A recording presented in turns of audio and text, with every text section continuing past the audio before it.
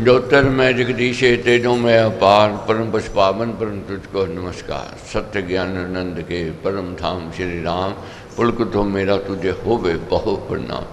मुझे भरोसा राम तुम दे अपना अनमोल रहूं मत चिंत में कभी न जाऊं तो। गुरु जी को करिए वंदना भाव से बारंबार, नाम सुनो का से किया जिसने भव से पार।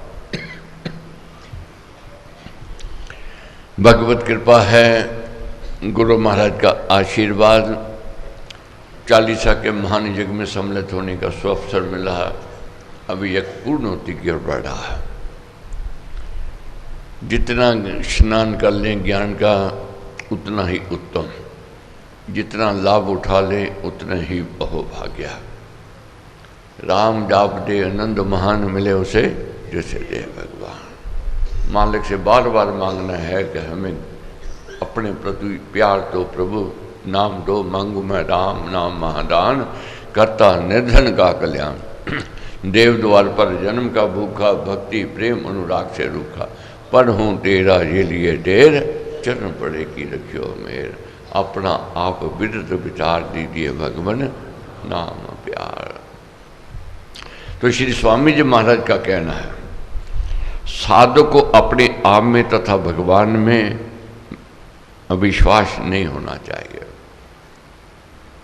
हमारी स्थिति क्या है, ना तो हमें अपने पर विश्वास है ना परमेश्वर पर विश्वास है। यही बहुत कमी है बड़ी। अपने पर भी विश्वास जगाना है और मालिक परमेश्वर पर भी विश्वास को जगाना है, तब लाभ होगा।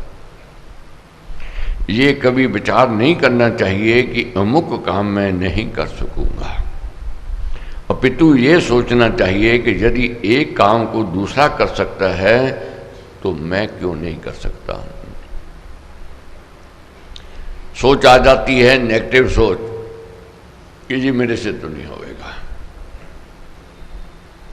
अब जैसे 40 का यज्ञ हुआ, आरंभ किया, बहुत सोचते थे जी कौन 40 दिन उठेगा, कैसे करेगा, मुश्किल है, मेरे से नहीं होगा, वे पिछले कहता है करे।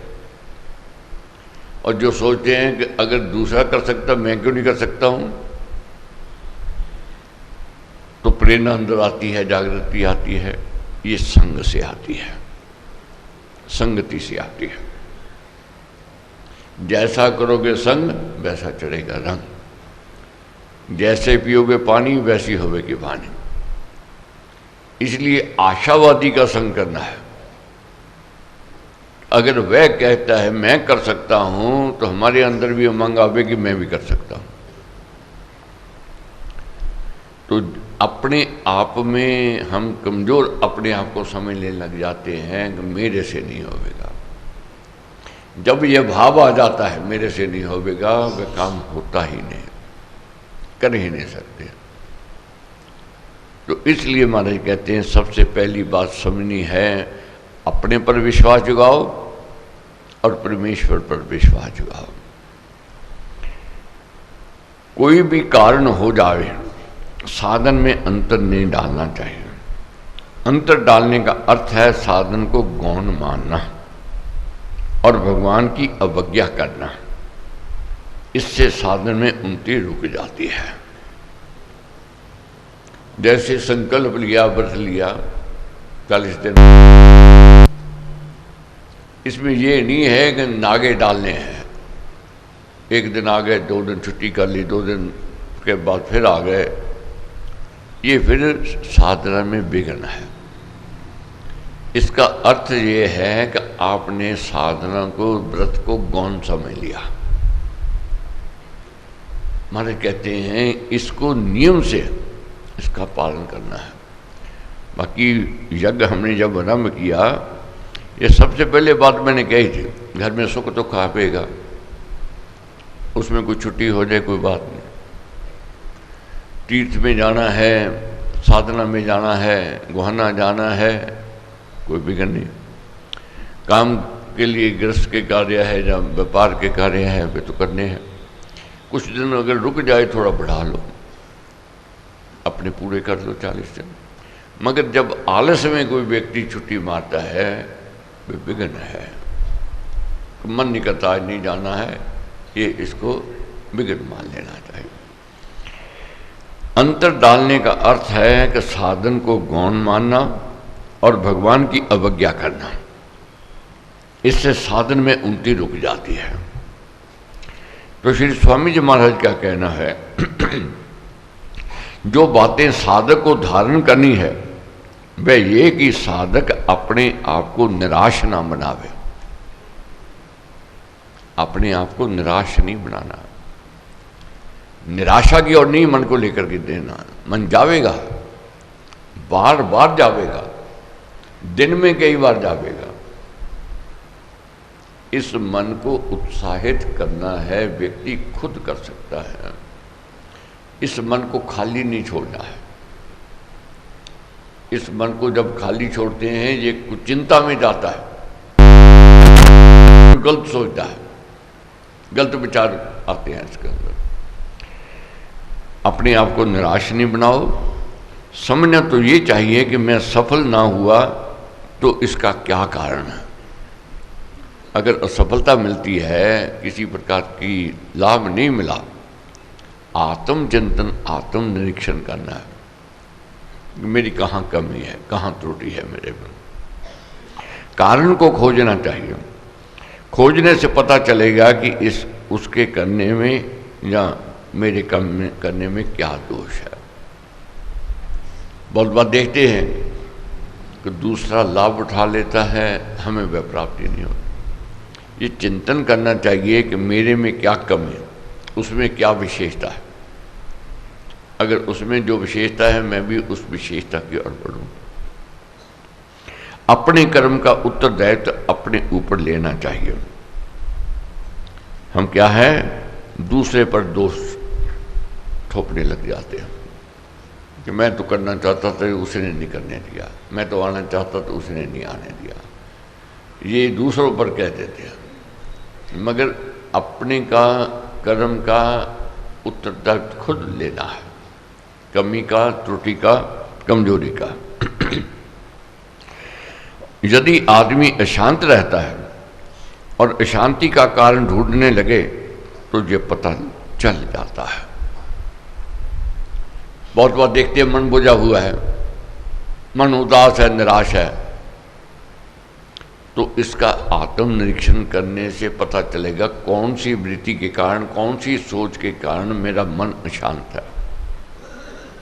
उस अशांत का कारण जो बन गया अशांति का, उसको ढूंढ के निकालना है। अगर नहीं निकालेंगे तो और वह घर कर जाएगा और निराशा में ले जाएगा और मन के रोगों में ले जाएगा। कुछ दुख तो मानस दुर्गुण के कारण हैं, कुछ तो क्या महाराज ने कहा कि बहुत से ही दुख जो हैं काल्पनिक हैं। ये मन के रोग हैं। अधिकतर रोग हमारे काल्पनिक हैं, मन के रोग हैं। इससे बचना है। बहुत मेरे पास आते हैं, बच्चों को लेकर के आते हैं। छोटे छोटे बच्चों पर भी ये डिप्रेशन का रोग आ गया है। आज क्या जमाना आ गया है, कंपटीशन का जमाना आ गया। माँ बाप चाहते हैं कि मेरे बच्चे 98-99 से कम ना मार्क्स आवें। तुलना करते हैं उसके 100% 99% वाले। आज ऐसी स्थिति आ गई है, बच्चों के ऊपर भी बोझ बढ़ता जा रहा है। बड़ों के ऊपर तो है व्यापार का, परिवार का, जगृहस्थ का, समाज का। बच्चों की जो मौज मस्ती के दिन थे, आज चिंता के दिन आ गया। बहुत डिप्रेशन में जा रहे हैं। कारण यही है कंपटीशन की ओर ज़्यादा ध्यान देना। जितना बच्चा बोझ उठा सकता है, जितना व्यक्ति बोझ उठा सकता है, उतना उठावे ठीक। अगर हम 10 किलो उठा सकते हैं, 40 किलो हमारे ऊपर रख दे तो उठा सकेंगे? नहीं उठा सकेंगे। मगर बहुत ऐसे भी हैं 40 के भी 60 किलो भी उठा लेंगे, 80 किलो भी उठा लेंगे। अपने शरीर के मुताबिक है, अपनी समझ के मुताबिक है, अपने विवेक के मुताबिक है। मगर अगर तुलना करे कि उसने 80 किलो उठाया, तूने क्यों नहीं उठाया, उसके 99% मार्क्स आए तेरे क्यों नहीं आए। तुलना करनी है अपनी आशा को जगाने के लिए, अपने आप को बढ़त की ओर ले जाना है, ये सोच करके कि दूसरा कर सकता तो मैं भी करूँगा। मगर दूसरे की रीस करने से बात नहीं बनेगी, अपने मन को उस ओर लगाने से बात बनेगी। इसी प्रकार महाराज कहते हैं ये काल्पनिक जो मन के जो रोग हैं ये व्यक्ति को दुख की ओर ले जा रहे हैं, अशांति की ओर ले जा रहे हैं। यदि वह राम दरबार में बैठे जिसका आराधन हम करते हैं वह विद्यमान होता है। इसलिए राम दरबार हुआ और कहा गया साधना में मन ना लगा तो उसमें ये देखना है कि क्यों, क्या कारण है। बहुत बार ऐसा भी होता है, व्रत तो हम धारण कर लेते हैं, व्रती तो हम बन जाते हैं, मगर साधना में मन नहीं लगता। आए खाली के खाली चले गए, और जिनका मन लगा है आए और भरपूर ज्ञान लेके चले गए। क्या कारण है, हमारा मन क्यों नहीं लग रहा है, इसका भी आत्मनिरीक्षण हमने खुद करना है। बहुत ऐसे हैं नित्य प्रतिदिन प्रश्न पूछते हैं। अध्यात्म, एक बार मैं बीच में टोकर कह दूं, आपने मेरे पास अगर कोई प्रश्न पूछना है केवल आध्यात्मिक, अगर मेरे पास आप लेकर के आओगे कि मेरा ये कामना, ये मनोरथ, ये मेरी इच्छा पूर्ण हो जाए, मैं नहीं कर सकता हूँ, मेरे से नहीं होंगे। ये तो महाराज बाबा जी बैठे हैं यही करने वाले, इनकी आगे ही प्रार्थना करनी है। बहुत ऐसे हैं घर में आ जाएंगे, जो दुकान में आ जाएंगे। मैं निवेदन करता हूँ आपसे बात, मैं तो आप जैसा हूँ, बिल्कुल कुछ नहीं दे सकता। तो लेना है तो हमने महाराज की चरण शरण में लेकर के लेना है, मैंने भी और आपने भी। इसी बात आप बहुत मोबाइल फ़ोन करते हैं, देखो मैंने भी काम करना है, अपना व्यापार करना है, मैंने भी गृहस्थ चलाना है। आप कहोगे मैंने तो एक किया, मगर करने वाले तो हजारों हैं। जब हजारों करेंगे तो कहाँ समय मिलेगा मेरे को। इसके लिए भी आपने मेरे को सहयोग देना है। जो बात करनी मैं रोज़ यहाँ मिलता हूँ, सत्संग के पश्चात आप रुक सकते हैं, मिल सकते हैं। रविवार को समय काफ़ी लगाता हूँ यहाँ पर, वीरवार रात को काफ़ी देर तक रुकता हूँ, आप बात कर सकते हैं। जो आपके मन में प्रश्न है पूछ सकते हो। वो भी मैंने जो उत्तर देना है महाराज के उपदेशों में से ही देना है, उनके दिए हुए ज्ञान से ही देना है। आगे महाराज क्या कहते हैं कि अपने मन को निराशा में नहीं लेकर के जाना है, आशा में लेकर के जाना है। अब सोच करनी है, महाराज कहते हैं चिंतन करना है कहाँ खराबी है। खराब कलम ठीक नहीं लिखती तो आप समझ जाते हैं कि स्याही नहीं है या निब में खराबी है।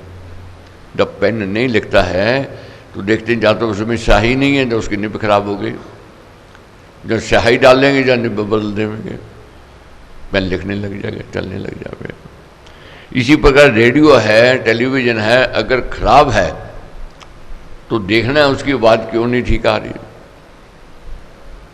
चित्र क्यों ठीक नहीं आ रहा, उसको दुरुस्त करवा लें, वही ठीक बोलने लग जाएगा, वही चित्र ठीक दिखाने लग जाएगा टेलीविज़न। इसी प्रकार जो मन की खराबी है उसको भी तो ठीक करना है। नहीं ठीक करेंगे तो बात नहीं बढ़ेंगे। बीमार गाड़ी, खराब गाड़ी पर महाराज कहते कितने दिन बैठे रहो, मुसाफरी नहीं हो सकती है, वहीं के वहीं रह जाओगे। बिगड़ी मोटर हो, 2 दिन बैठे रहो तो भी वहीं रहोगे। मेरी तो ये भावना है कि मेरे जैसे आदमियों को निश्चय है कि आदमी आराधन करता है तो उसको फल मिलता है और उसको सफलता मिलती है। इसलिए महाराज ने अपने विश्वास भरोसे की बात कही कि सफलता मिलती है। तो इसके लिए महाराज कहते हैं सबसे पहले आशा को जगाना है। मुझे भरोसा राम तू दे अपना अनमोल, रहूं मस्त निश्चिंत में और कभी ना जाऊं दूर। तो श्री स्वामी जी महाराज का कहना है कि अपने को तुच्छ नहीं समझना है, अपने को कमजोर नहीं समझना है, आशा को जगाना है। कुछ बनेंगे, कुछ करेंगे, कुछ बन के दिखाएंगे, कुछ करके दिखाएंगे। सोच आ जाती है कि अच्छा जन्म नहीं, अच्छा व्यवहार नहीं, अच्छा जीवन नहीं, अच्छा चरित्र नहीं, अच्छी संगति नहीं, अच्छी विचारधारा नहीं, क्या हमारा उद्धार होवेगा? तो महाराज जी के शब्द याद करने हैं कि राम नाम ने वे भी तारे, जो थे अधर्मी अधम हत्यारे, कपटी कुटिल कुकर्मी अनेक, तर गए राम नाम ने। पापियों का भी उद्धार हो जाता है, अधर्मियों का भी उद्धार होता है। कैसे होता है? जब संत का संग मिलता है।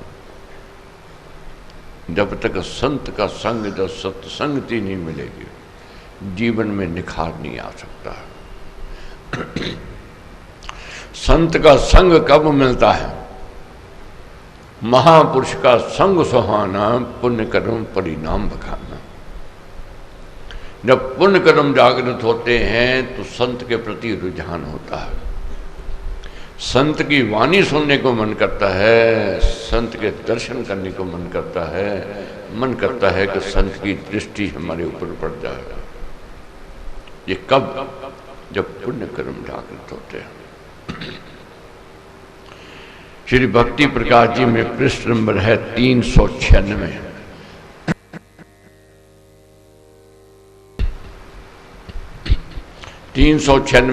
पृष्ठ नंबर, कुसुम्बी वैश्य का प्रसंग। कैसे संत की दृष्टि पड़ी, कैसे संत की कृपा हुई, एक वैश्य संत स्वरूप बन गए। अति उत्तम प्रसंग, जानना है, समझना है। कितने खोटे कर्म क्यों ना जीवन में हो, अगर संत का संग मिल गया, जीवन में उज्ज्वलता आवेगी आवेगी, जीवन में निखार आवेगा ही आवेगा, कोई रोक नहीं सकता। वैश्य थी नामी कुसुम्बी वैश्य, बस्ती कांशी बीच, रूप रंग में लेल छटा, रही कर्म कर नीच। सुंदर थी, जवान थी, मगर कर्म खोटे करती थी। धंधा करती थी वैश्य का। युवती सुजोवन युग रूमी, कर 16 श्रृंगार, पुष्पलता समशोभती, शोभा लिए अपार। सज धज के बैठ जाती बाहर दलीत पर, रागीर आते, उसके रूप रंग को देखते और उससे आकर्षित हो जाते, प्रभावित हो जाते,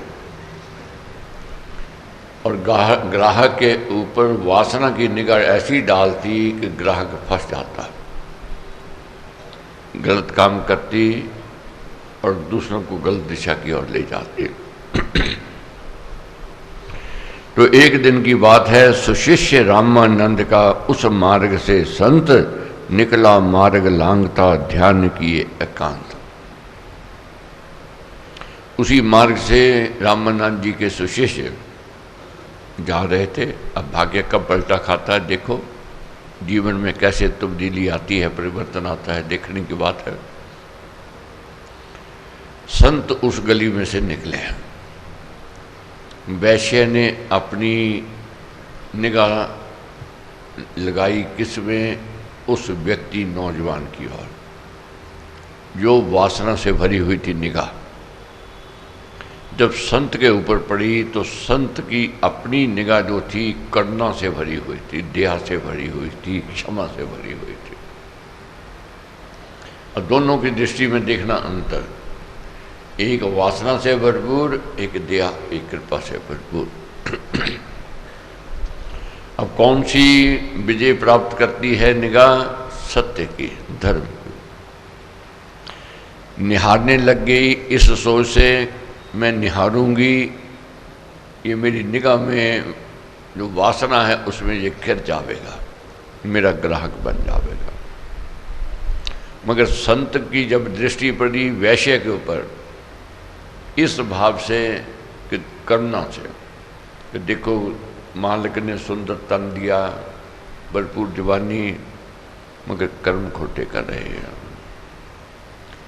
संत के मन में करना आई कि इसके जीवन को बदलना है, मगर वैश्य की सोच उल्ट थी कि ये मेरा ग्राहक बन जाए। करना कर कृपा धनी, ठहर गया वह कर ध्यान, बोला कुसुम्भी जा समझ यौवन जाता जान। करना करके संत रुक गए, समझाने लगे उसको, जवानी है ठीक है, सुंदरता है ठीक है, मगर ना सुंदरता सदा रहने वाली है, ना जवानी सदा रहने वाली है, ये ढल जावेगी। तेरे को मानव तन मिला है, इसको पा करके तू कमाई कर, अच्छे कर्म कर।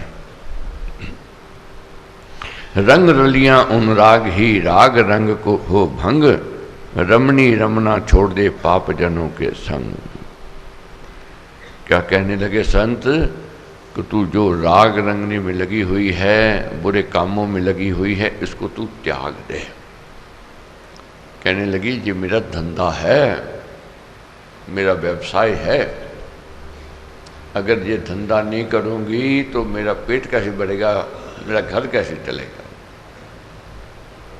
तो संत क्या कहने लगे कि मान ले मन की बागे मोड़, मूर्खे पर जन पश पड़ी जीवन लड़ी ना तोड़। छोड़ दे छटकी लीजे चाल, छैल शिविलों से मिल फिर ना तू दे ताल। चेत चेतरी बामरी चित्त में हो सुचेत, चिंता मनी इस जन को फेंकना चिड़िया हेत। कि चेत जावे जाग जावे, इस शरीर के एक एक पल को चिड़ियों की आगे मत फेंक। ये सुअवसर मिला है कुछ करने का, कुछ बनने का। मगर जब कहने लगी ये मेरा धंधा है, कैसे चलेगा, तो प्रश्न कर दिया संत ने, ये सुंदरता जवानी सदा रहेगी? सोचने लग गए। उत्तर क्या दिया, नहीं रहेगी। जब सुंदरता जवानी नहीं रहेगी तो तेरे पास ग्राहक आएगा? उत्तर दिया नहीं आएगा। तो फिर प्रश्न किया, जब ग्राहक नहीं आएगा तब फिर तेरा परिवार कैसे चलेगा, तेरा घर गृहस्थ कैसे चलेगा? सोचने में विवश हो गए, सोचने में विवश हो गए। संत ने क्या समझाया, परमेश्वर जन्म देता है, वह पालने वाला भी वही है, रक्षक भी वही है। चींटी को कन भर देता है, हाथी को मन भर देता है वह। उत्तम हीरा जन्म है महामूल हरि नाम, भज ले भोली भाव से राम राम श्री राम। ये उत्तम हीरा जन्म मिला है, परमेश्वर का चिंतन कर ले, अपने लक्ष्य मोक्ष की ओर बढ़। बीता हाथ न आएगा समय सियानी दान, पड़ी जाल में पंचनी तज देगी जो प्राण। ये समय जो बीत रहा है, जो दिन चढ़ता करता हानि, फिर भी हर्षित है अभिमानी। जो रात बीतती जाती फिर लौट नहीं आती। समय बहुत गति से, बहुत तेजी से भाग रहा है। अब जो रात निकल गई, जैसे कल की रात निकल गई, हमारे जीवन में दोबारा आने वाली नहीं है। सुबह का समय निकल गया, दोबारा आने वाला नहीं है। अगर 80 की उम्र मिली है, 70 निकल के 10 रह गए हाथ में। 85 की उम्र है, मिली है 75 मिले तो 10 रह गए हाथ में। अब सोचना है बहुत तेजी से कि समय कम है, काम बहुत अधिक है। क्या कहने लगे संत, बनी में तू बनाए ले, जोबन में कर जाप, बिगड़ी काया कोमला तब होगा अनुताप। अभी बनी में काम कर ले, चिंतन कर ले, ध्यान कर ले, सिमरन कर ले, तो बुढ़ापा आ जाएगा, फिर मुश्किल आवेगी, कठिनाई आवेगी। अब क्या कहने लगी कि महाराज, मैंने तो बहुत बुरे कर्म किए, बुरों का संग किया, क्या मेरा उद्धार हो सकता है? जब शब्द की चोट लगी, क्या शब्द की चोट लगी? जब चेहरे में झुर्रियाँ पड़ जावेंगी, रंग रूप बिगड़ जाएगा, बुढ़ापा आवे जाए, तब तेरे पास ग्राहक नहीं आएगा, फिर कैसे चलेगा? अब कहने लगी क्या मेरा उद्धार हो सकता है? संत कहते हैं गई सो गई अब ही रख, रही भजन कर राम, 4 दिनों की चांदनी सतना आवे काम। जो हो गया सो हो गया, जहां से जागो वहीं से सवेरा। तो उपदेश दिया कि अपना कर्म सुधार ले, अपना व्यवहार सुधार ले, अपना जीवन सुधार ले, अपना कर्म सुधार ले, अपना जन्म सुधार, नौका पकड़ सुनाम की हो जा भव जल पार। सुनकर सद उपदेश को सर्व गई वह कांप, उसने पाप तथा यथा कुचेली सांप। जैसे सांप जो होता है अपने ऊपर की चमड़ी उखाड़ देता, निकाल देता, तो ऐसा उपदेश सुना, ऐसा व्यवहार बदला, ऐसा जीवन बदला कि त्याग कर दिया बुराई का, कि आज से बुरे कर्म नहीं करूंगे, बुरे का संग नहीं करोगे, संकल्प ले लिया।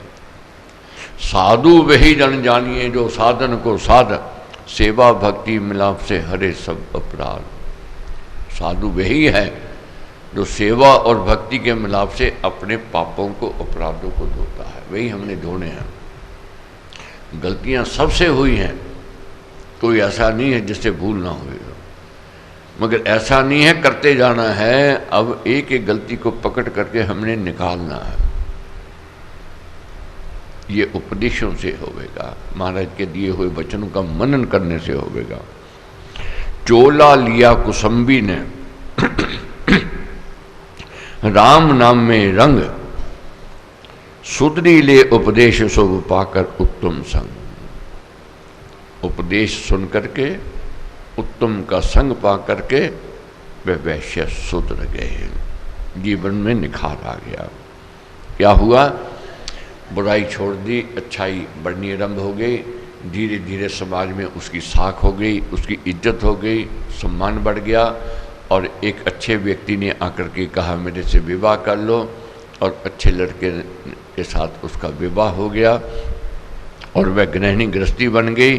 तो महाराज ने यही समझाया है, अगर वैश्य अपने जीवन को बदल सकती है, अपने व्यवहार को बदल सकती है, अपने स्वभाव को बदल सकती है, तो कोई भी प्राणी अगर संकल्प ले ले कि मैंने अच्छा बनना है, वह अच्छाई की ओर बढ़ सकता है। अच्छाई की ओर बढ़ने के लिए संत का संग और सत्संगति अति आवश्यक है। संत का संग और सत्संगति पुण्य कर्मों से मिलती है। श्री भक्ति प्रकाश जी में पृष्ठ नंबर है 475, 475। संत कृपा किसको कहते हैं? संत से कृपा से जीवन में परिवर्तन, तब्दीली कैसे आती है, ये जानना है। ज्ञान श्रेष्ठ है। पापियों से भी पापी बड़ा पापी क्यों ना हो, प्रभु कहते हैं ज्ञान रूपी नौका में बैठ जाओ। ज्ञान रूपी नौका पाप रूपी समुद्र से भी पार ले जाएगी व्यक्ति को। दृष्टांत नंबर 2 है।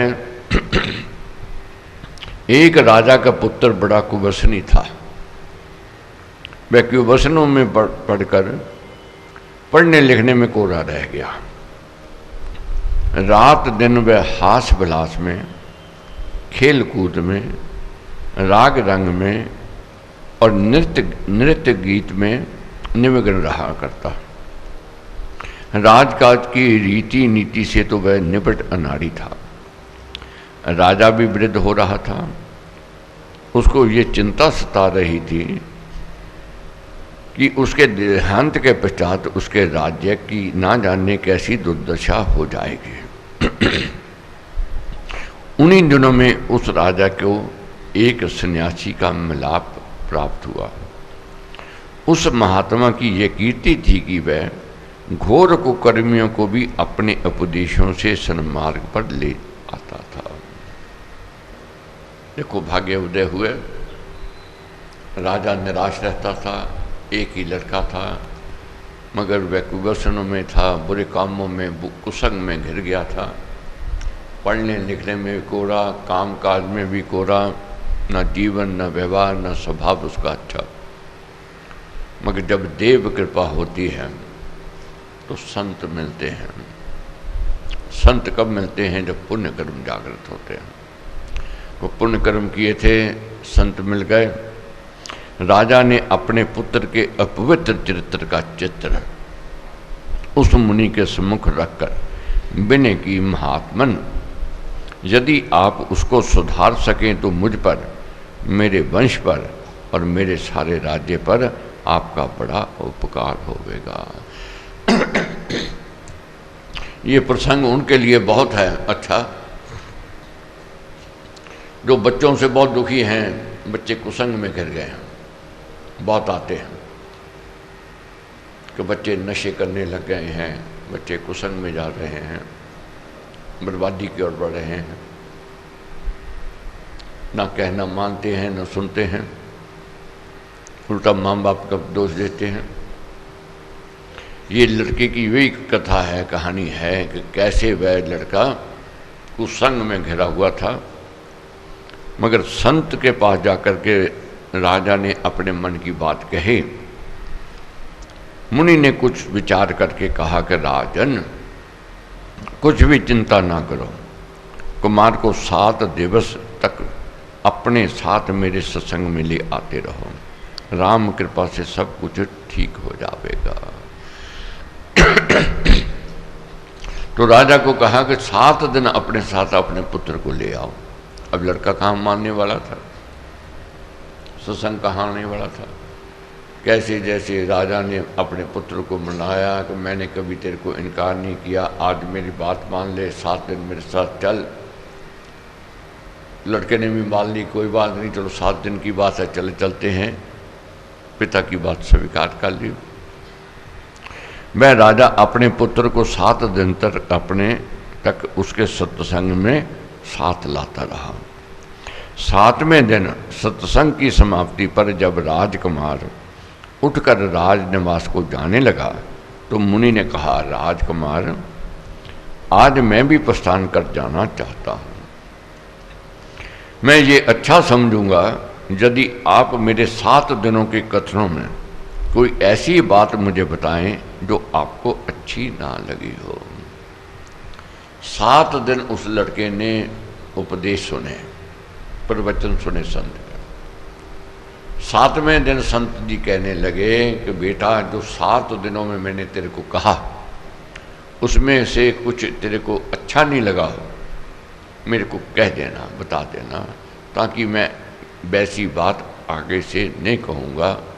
तो क्या कहा उस लड़के ने?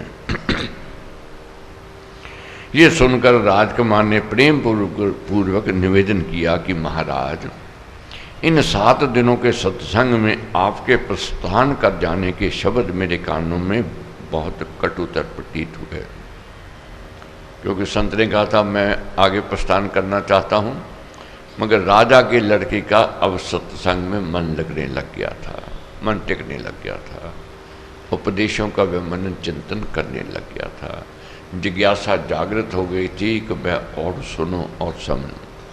मगर जब संत जी कहने लगे मैंने आगे प्रस्थान करना है, तो कहने लगे ये बात मेरे को अच्छी नहीं लगी, सो कृपा यहाँ से जाना छोड़ दीजिए।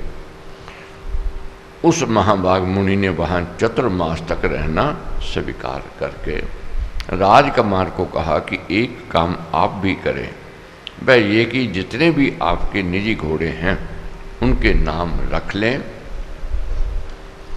और 1 मास के पश्चात वे सारे नाम मुझे आप सुना दें। तो राजकुमार के कहने पर संत जी मान गए, चतुर्मास तक वहाँ रहना, मगर अपनी बात भी कह दी कि मेरी भी एक बात माननी पड़ेगी, जितने आपके निजी घोड़े हैं 1 महीने के अंदर अंदर उनके नाम याद करके मेरे को आपने सुनाने हैं।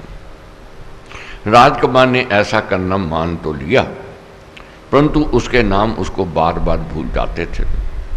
उसके पिता ने उसको कहा कि आपके 500 घोड़े हैं, उनके नाम लिखकर स्मरण रख सकते हो, इस कारण पहले लिखना सीख लो।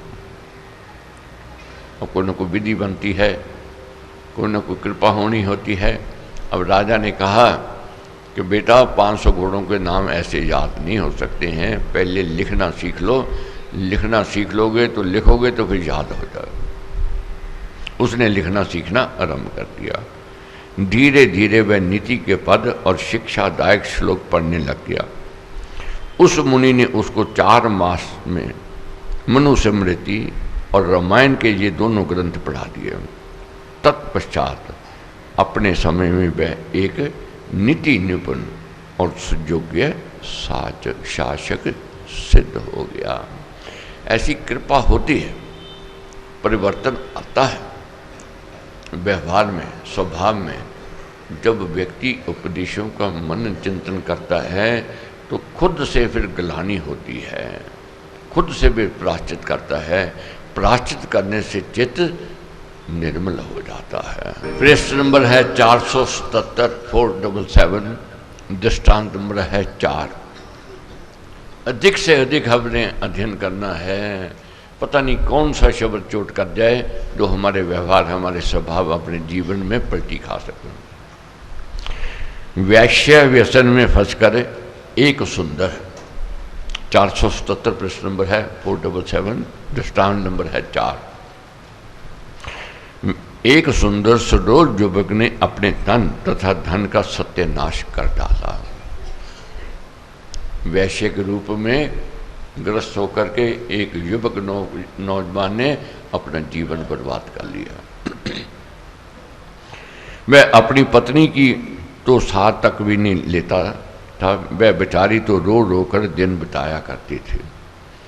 उसके अड़ोस पड़ोस की सभी छोटी बड़ी स्त्रियां ये कहा करती थी कि देखो, इस युवती के यौवन बसंत में बर्फ पड़ गई है, इसके सुख सौभाग्य के सूर्य को मध्याह्न में राहु ने ग्रस्त लिया है, इसके प्रेम पुष्पवन में अकाल में कीट आ लगा है, इसकी मनोरथ माला इसके मन में मुरझाती चली आती है।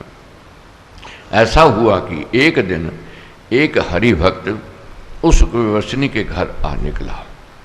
उसका काम था लोगों को हरि गीत सुनाना। देखो भाग्य उदय कैसे होता है। बार बार एक बात मैं कहता हूँ, हम नहीं आए हैं यहाँ पर, हमारा भाग्य लेकर के आया है। अगर हमारा मन कहता तो हम तो अभी सोए होते, निंद्रा में होते, आलस्य में, परमात्मा में होते। ये हमारा भाग्य लेकर के आया है, हमारे पुण्य कर्म लेकर के आए हैं। तो संत मिल गए वहाँ। उस समय उसने अपने देवदत्त दिव्य नाद से, सुकोमल कर्ण से और सरल स्वर से भावना के साथ ऐसा मधुर हरि गीत आरंभ किया कि श्रोताओं के मन तन हर्षित हो गए। गीत, संगीत, उपदेश अंतःकरण को शुद्ध करते हैं, सुप्त पड़ी चेतना को जागृत करते हैं, सबके मनों में प्रेम पूर्व प्रभावित होने लग गया। उस कुवैश्नी पर भी उस दिन इसका अतुल्य प्रभाव पड़ा। उसके तो हर्ष से रोमांच हो आया। हरि अनुराग के सुगीत सुनाकर जब वह हरि भक्त स्व स्थान को जाने लगा तो उस समय उस कुवैश्नी ने उसके स्थान का नाम आदि सब कुछ पूछ लिया। तदंतर नियम से नित्य वह हरि भक्त के पास जाता और उसके सत्संग में बैठकर सुगीत सुधा पान किया करता। अब लोग जब लगती है फिर व्यक्ति उसके पीछे जाता ही जाता है। वही जो बुरे कर्म करता था, संगीत ने ऐसी गति उसकी सुधारी जिससे सुना था उससे वह रोमांचित हो गया, आकर्षित हो गया, उसका एड्रेस पता ले लिया और उसके पास रोज जाने लग गया। उस भजनी के उठने बैठने से, वचन विलास से, क्रियाकर्म से, आचार विचार से और सरल सत्य उपदेश से वह ऐसा प्रभावित हुआ कि उसकी काया पलट गई। गीत सुने, संगीत सुना, हरि भजन सुने और उसके उपदेश सुने, और उससे क्या हुआ, जीवन में पलटा आ गया। वह आप ही आप वैश्य व्यसन से विरक्त हो गया। जब तक अंदर से घृणा नहीं होगी, बुराई छूटने वाली नहीं है। कितना कोई छुड़ा ले, नहीं छोड़ेगा। अपने आप में घृणा हो गई उसको, उसने बुरे कामों से विदा अपने आप को कर लिया, बुराई को त्याग कर दिया। एक दिन उसने उस भजनी के पांव पकड़कर उसको कहा, आप मेरे सच्चे गुरु हैं, कुव्यसन के गंदे, काले और सड़े हुए कीचड़ से मुझे बाहर निकालकर आपने मेरा जन्म सुधार दिया है। इस सर्वनाशक व्यसन से बचाकर आपने मुझको एक नव जीवन प्रदान किया है। मैं आपके इस उपकार का अजन्म कृतज्ञ बना रहूँगा। धन्यवाद किया संत का। संत चले गए। 5 वर्ष के पश्चात संत का फिर वहाँ आना हुआ तो उन्होंने क्या देखा। 5 वर्ष के पश्चात वह हरि भक्त फिर उसको मिला तो उसने देखा कि उसका सत्संगी उपकार कर्म करने में सदा तत्पर रहता है। उसने अपने भक्ति भाव के प्रभाव से अनेक वैश्यें सुधार दी हैं। उनके व्यसन को छुड़ाकर उनके विवाह उसने भद्रजनों के साथ करवा दिए हैं। वे सब सदगृहिणियाँ, पतिव्रता, धर्मरता और निर्मल नारियाँ हो गए। तो क्या समझाया हमारे ने, अपना जीवन तो उसने बदला ही बदला। अपना जीवन बदलने के पश्चात संकल्प ले लिया, मैंने जन का भी सुधार करना है। 5 वर्ष के पश्चात जब संत जब मिले, मन में अति प्रसन्न हुए। जब क्या देखा, उनके शिष्य ने सेवा का कार्य करना आरंभ कर दिया, दूसरों को दिशा दिखानी आरंभ कर दी और सही पथ पर खुद चलना और दूसरों को चलाना आरंभ कर दिया। यही सत्संग की महिमा है, यही संत की महिमा है।